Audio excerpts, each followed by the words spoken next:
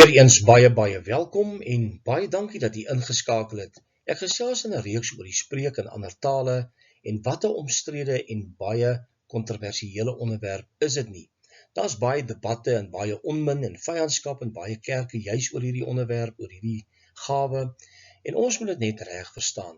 Nou in vandag se onderwerp is die spreek in tale die bewys van my redding. Nou as jy nie in tale kan praat nie, dan sê die valse leraars jy is nie gered nie of jy het nie die Heilige Gees nie. Nou dit is 'n baie ernstige uitspraak en ek gaan vandag vir julle 'n paar videoklips speel. Ons gaan alles beoordeel in die lig van die skrif. Nou daar is sommige wat leer dat indien iemand wat nie in tale kan praat nie, dit 'n teken sou wees dat jy nie gered is of nie die Heilige Gees het nie. En soos ek reeds gesê het, dit is absoluut 'n dwaling, dit bestaan nie in die woord van die Here nie. En hierdie gedagte kom nie van buitekant die kerk nie, dit kom van binne in die kerk en ons moet dit gaan aanspreek. Nou wat sê die woord van die Here vir ons? Wat is ware redding? Hy sê want ons almal is ook deur een gees gedoop tot een liggaam, of ons Jode of Grieke is, slawe of vrymanne en ons is almal deur een gees deurdronge. 1 Korintiërs 12 vers 13. En dit is duidelik dat wanneer ek en jy tot bekering kom, ons die wedergeboorte ondervind, dat die Heilige Gees binne in ons kom woon. Hy doop ons in die liggaam van Christus in en ons is kinders van God. En dit sê Romeine 8 vers 14 ook, want almal wat deur die Gees van God gelei word, die is kinders van God. Dit beteken jy die Heilige Gees ontvang. En daarom is daar geen twyfel dat niks anders jou bewys is van redding, nie tale nie, niks nie. En daarom as jy die Heilige Gees ontvang het en jy dra vrugte in hom, is jy kind van God. Kom ons gaan luister na die eerste videoklip van 'n leraar van Unite 180, waar hy Markus 16 vers 17 en 18 totaal buite konteks gebruik, en hy sê dat hierdie tekens, onder andere die nuwe tale wat jy sal praat, 'n teken van jou saligheid gewees, a sign of your salvation sê. En ek het 'n onderwerp gedoen oor die skrifgedeelte Markus 16, 17 en 18, jy kan gerus teruggaan en gaan kyk daarna, so ek gaan nie vandag baie daaroor aanhaal nie, maar kom ons gaan luister wat hy sê. Just touching on one of the different arguments that, no, these were apostolic gifts. In other words, only for the apostles and only for a certain season, and now they have ceased. That is strange, because Jesus in Mark 16, go to Mark 16, says that these will serve as a sign of salvation, not of the apostolic. He says, and these signs will follow those who believe. Those who believe. Do only apostles believe? No. Those who believe in my name, they will cast out demons, they will speak with new tongues, they will take up serpents and drink anything deadly, and will by no means hurt them. They will lay hands on the sick and they will recover. So Jesus, all the way back here, before even saying the promise of the Holy Spirit's going to come, says as a sign of salvation, these things will follow in every believer. So am I as a believer different than the believers in the first churches built in Acts? Of course not. And at what point did it cease? Which generation was not allowed to hear what Peter preached? Dit is baie duidelik dat hy nie die boek van Markus verstaan, die skrifgedeelte 16 vers 17 en 18 nie. Jesus het gesê, vir die wat glo sal hierdie tekens volg. Maar Jesus het nie van elke individu gepraat nie, anders weerspreek dit 1 Korintiërs 12 vers 30 wat sê, het almal die gawes van genesing, kan almal in tale praat? Nee. Met ander woorde, as hy glo dat almal in tale moet praat, dan weerspreek hy 1 Korintiërs 12 vers 30. Nou, die boek van Handelinge, dis waar die vervulling van hierdie belofte gekom het, en die uitstorting van die Heilige Gees, en die teken daarvan was dat die Heilige Gees ontvang het, was natuurlik die spreek in tale, maar nie elke individu het in tale gepraat nie. En hierdie mense is so maklik om hierdie gawe voor te hou as die teken van jou saligheid, en dit is nie die geval nie.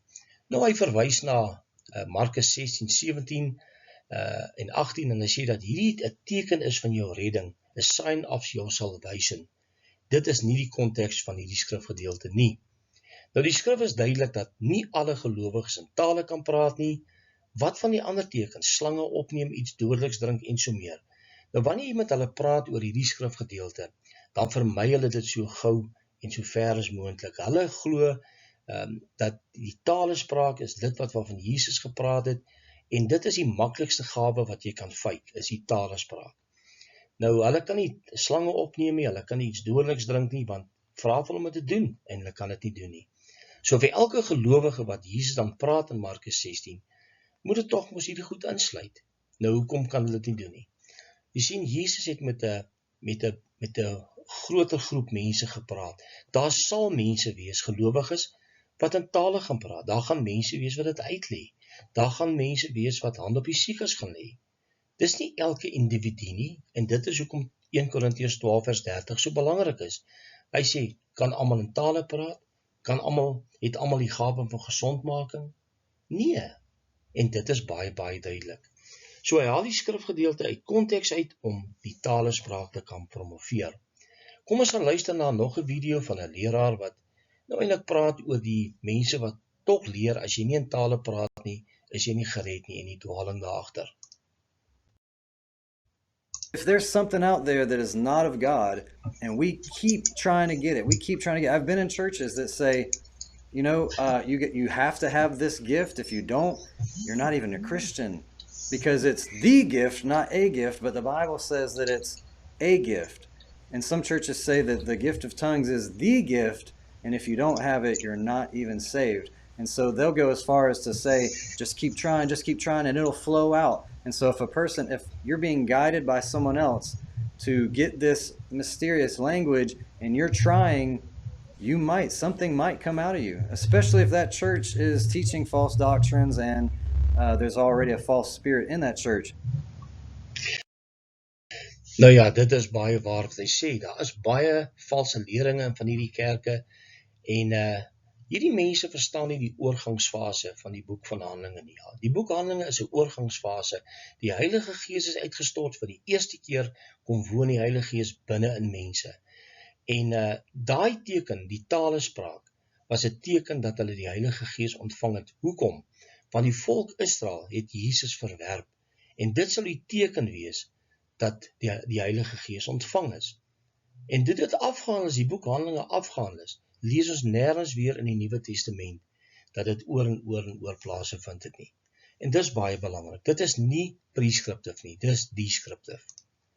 Nou die meeste leraars wat hierdie gedagte voorhou, leef van onkunde oor die boek van Handelinge. Nou ek gaan nie vandag daaroor praat nie, maar dit is baie duidelik dat hulle nie hierdie boek verstaan nie. Nou kom ons gaan luister na 'n leraar wat, ek sal nie sê hy's 'n leraar, hy's lid seker van die charismatiese beweging, en hy sê dat as jy nie in tale praat nie, dan het jy nie die Heilige Gees nie. Kom ons gaan luister. Based on that belief, not logically conclude, but scripturally conclude that you don't have the Holy Spirit. That if you don't speak in tongues, then you don't have the Holy Spirit. That's 100% correct. You don't have the Holy Spirit. Nou is dit nie baie skokkend nie, en dit is absoluut wat hierdie mense glo. Nou dit kom van, ons sien dit binne in die kerk plaasvind. Dis nie iets wat buite kan die kerk gesê word nie. Dis sogenaamde gelowiges wat hierdie uitsprake maak. Nou hierdie valse profeet, en ek noem hom 'n valse profeet, want dit is 'n onbybelse stelling, dat as jy nie in tale praat nie, jy nie die Heilige Gees het nie. Dit staan nêrens in die woord van die Here nie. En dan baie dankie aan Sean Christie vir hierdie video. Nou kom ons gaan luister na die volgende video, waar 'n dame vir Dr.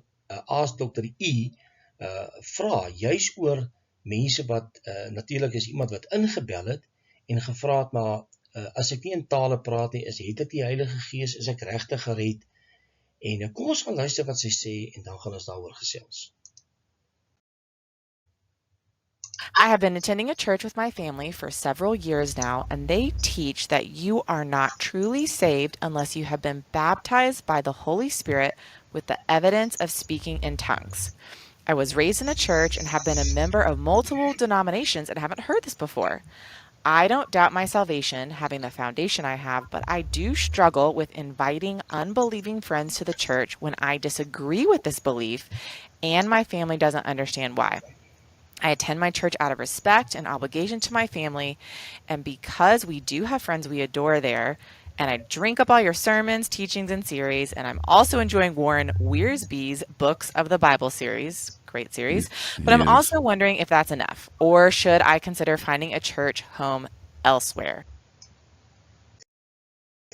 Nou, jy kan sien dit kom in elke denominasie omtrent voor gereeld, hierdie mense wat sê dat as jy nie gedoop is met die Gees, met die bewys en spreek in tale nie, dan is jy nie gered of jy het nie die Heilige Gees nie, en dit is 'n baie gevaarlike uitspraak. Nou, dit is van iemand wat ingebel het, en juist nou haar verhaal vertel, wat sy nou ervaar in daardie gemeente, moet sy na 'n nuwe ander gemeente toe gaan, of 'n ander kerkdenominasie, en dit is absoluut skokkend, wat hierdie mense vir mense leer in ons kerke. Dit staan nie in die Bybel nie, maar hulle sê dit vir die mense, en dit bring geweldige verwarring.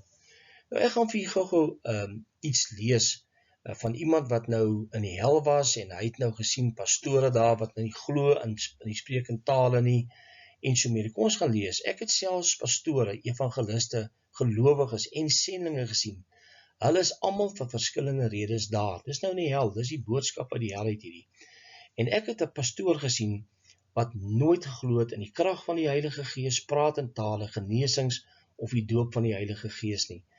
Hy het gesmeek vir genade en nog een kans om die wêreld te vertel dat die praat in tale waar is, dat die Heilige Gees waar is, en dat daar ware vryheid in die evangelie is. Maar dit was te laat vir hom. Hy sal nooit kan uitkom nie, selfs al was hy 'n pastoor.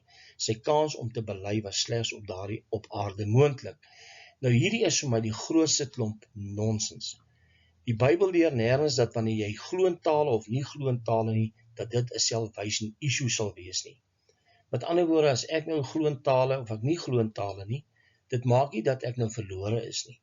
Maar jy sien by die charismate is dis die hypercharismatic, en hulle glo dat hierdie gawes is so van kardinale belang, dat dit selfs 'n invloed op jou saligheid kan hê. Nou, hy sê dat hierdie man het nie geglo in tale spraak nie, of in die spreek in tale nie, en die doping met die Heilige Gees en so meer nie. En ek dink dis absoluut absurd. Hierdie is nonsens. En met ander woorde, jou saligheid hang af van wat jy glo in die gawes van die Gees, met ander woorde glo in tale en so meer. En dit is absoluut onsinnig. Ek kan nie glo daar's mense wat hierdie goed glo nie. En dit is absoluut wat mense sê, hulle het ervaar het in die hel, hulle het dit gesien, en hierdie mense kan nou nie uitkom om het reg te stel nie.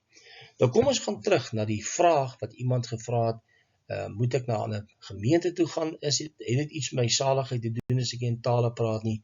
Kom ons gaan hoor wat sê Dr. E.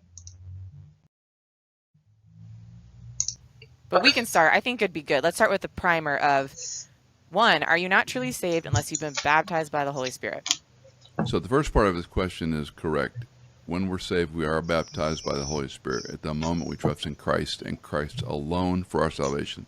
The question, do you have to speak in tongues as evidence of salvation, is I would disagree with. Yeah. We have a number of passages, especially in Acts, that talk about when people came to Christ, they spoke in tongues. Ostensibly, Acts chapter 2 is all dialectos. And that passage is so often overlooked because it says speaking in their own language. Parthians, Scythians, Medes. It's been a while. I think there's 13 different languages that Luke chronicles. So what was the cacophony to the people listening was, if you went to the UN and everyone is speaking in their own language without an interpreter and they all understood each other, that's the miracle of Acts chapter 2. Hy verduidelik pragtig dat natuurlik wat die spreek in tale is, en dat dit maar 'n gewone aardse taal was. En dit is die wonderlike bonatuurlike gawe om in daardie taal te kan praat wat jy nooit aangeleer het nie. En dit is belangrik om dit te verstaan. Maar hy sê natuurlik die doping, as jy natuurlik tot bekering kom, dit is die doping met die Gees, En dit is wat die boek van Handelinge ook leer. Nou mense het in die boek van Handelinge die Heilige Gees ontvang, die dooping met die Gees en die teken aan die ongelowige Jode was die spreek in ander tale. En daardie tale kon verstaan word. Dit is 'n menslike taal. As jy gaan luister wat in Handelinge 10 gebeur het, hulle het gehoor hoe hulle in tale praat en God groot maak. Jy kan nie as jy in Gibberish praat hoor iemand God groot maak nie. Dis onmoontlik, want dit is onbekend aan die luisteraar. Maar natuurlik het dit niks te doen met jou saligheid nie. Nou hierdie tale was glossa, dialectos, aardstale wat jy nie aangeleer het nie. En hy het dit baie duidelik gemaak dat talespraak het nie iets te doen met jou saligheid nie. Dit het nie iets te doen dat jy het die Heilige Gees of jy het hom nie. En dit is baie, baie ernstig. Nou goed, die twee gevare van die hedendaagse spreek in tale, en dit is baie belangrik wat ek nou gaan sê. Die eerste een is as volg: believing you don't have the Holy Spirit or are not saved. Met ander woorde, as jy nou nie in tale praat nie, dan het jy nou nie die Heilige Gees nie en jy is nie gered nie. Dis die eerste gevaar. Die tweede gevaar is dat as jy dink jy in tale praat, you believing you are spirit-filled and saved when you are not. Met ander woorde, baie mense praat vandag in tale, maar is nie waarlik gered nie. En dan dink hulle is gered. So die eerste een is baie ernstig, wanneer jy nou dink jy het dit nie, en dan dien nie die Heilige Gees nie. Die tweede een, as jy nou in tale praat, dan dink jy die Heilige Gees, terwyl dit nie die geval is nie. En dit is baie, baie ernstig. So ons moet gaan onderskei tref wat die woord van God leer, en dis baie, baie belangrik. Nou goed, ek gaan afsluit, die spreek in ander tale is nie 'n teken dat jy gered is nie. Die gawe van die Heilige Gees wat in jou kom woon, is daardie teken, en dit is Handelinge 2 vers 38. Wanneer ons tot bekering gekom het, dan ontvang ons die gawe van die Heilige Gees. Dit is die persoon van die Heilige Gees homself. Dan weet jy is waarlik gered. En daarom moet ons gaan kyk na hierdie dwalinge. Ons moet gaan seker maak dat ons nie mislei word nie. Mag die Here ons oë open, dat hy vir ons die helderheid van verstand, dat ons insig sal kry in die woord van die Here. Tot 'n volgende keer, wanneer ons weer gesels. Totsiens.